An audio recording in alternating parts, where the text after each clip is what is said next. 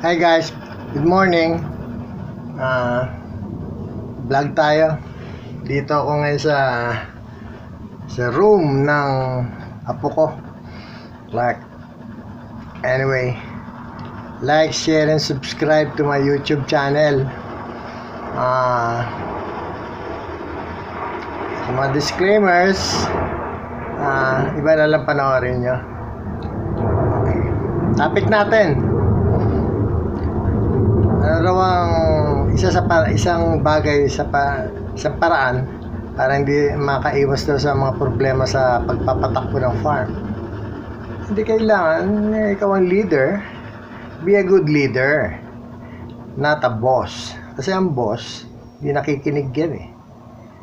Gusto niya kung ano yung gusto niya, yan ang masusunod. Ang leader, nakikinig yan sa mga subordinates niya na kailangan pag nagsasabi ng totoo ang mga farm help nyo.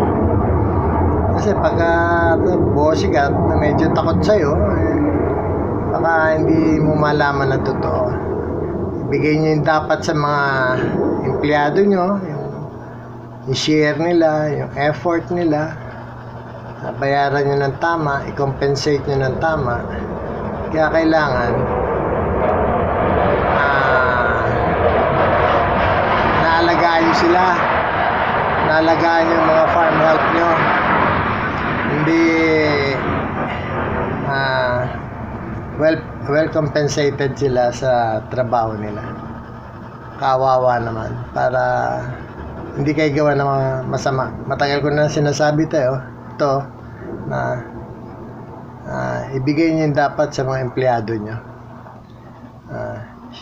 Teach by example. Pakita nyong good example kayo sa mga farm help nyo. Masipag kayo, mahawak din kayo ng grass cutter, wawalis kayo, nagpapakain kayo, nandun kayo, hands on.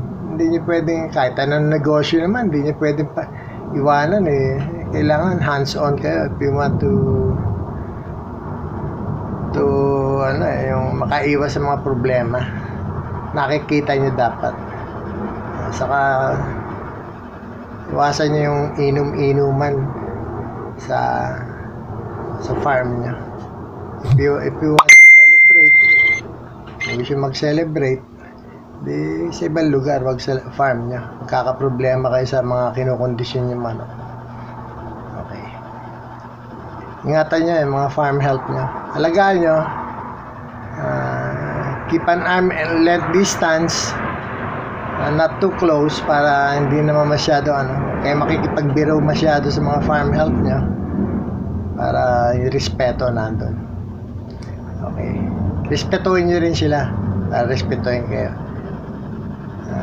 Treat them right and they will treat you good. Okay, isa pa, sa mata raw ng manok. Yung mata ng manok, kaya nga nasa kaliwa ang tare. Uulitin ko na naman to, ilang beses ko na sinabi sa iba kong vlog. Yung left eye for defense yan, sa danger.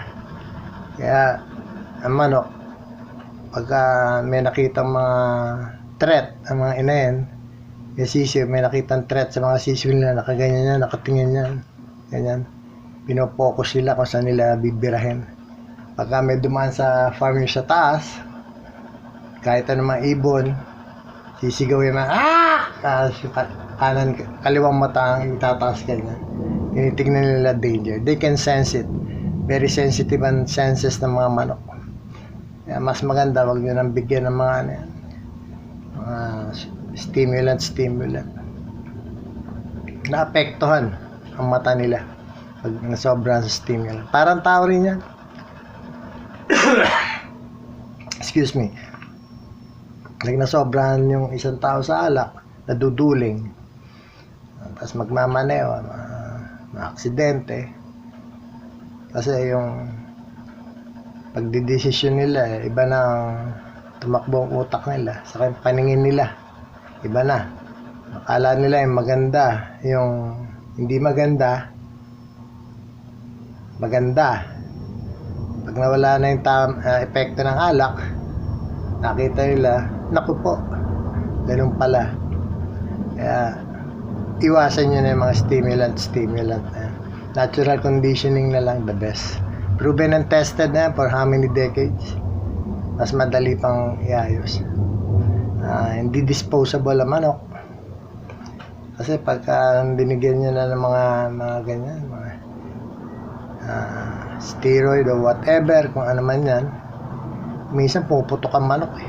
Pagka nasobran, di naman nyo alam mga tamang dosage. Minsan palo ng palo, biglang titigil, puputok puso. Ay iba, para sa kabayo, kung minsan nagboblo yung dugo ang ilong. Pagka nasobra, takbo na puwersa, nagboblo. Ganun din, mostly mas maganda kung wala nang madami naman dyan. Basta may point nyo lang na maigi yung manok. Relax sila, point nyo maigi, perform na maganda yan. Huwag nyo na masyadong, there's no such thing as a wonder drug. Yan ang maganda. Kaysa pa, maganda sa sabog ang mga manok.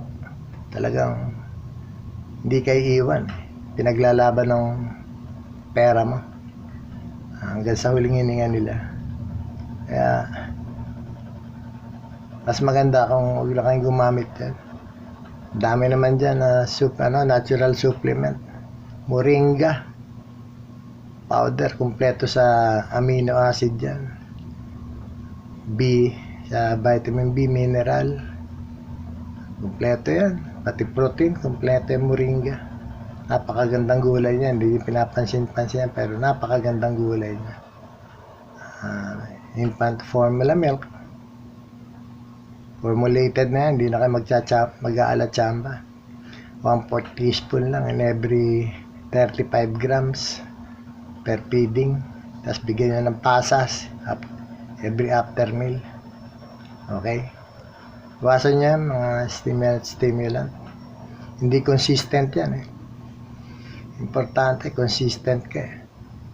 Ang performance ng manok mo. When you lose, talagang talo. Mas magaling yung nakalaban mong manok.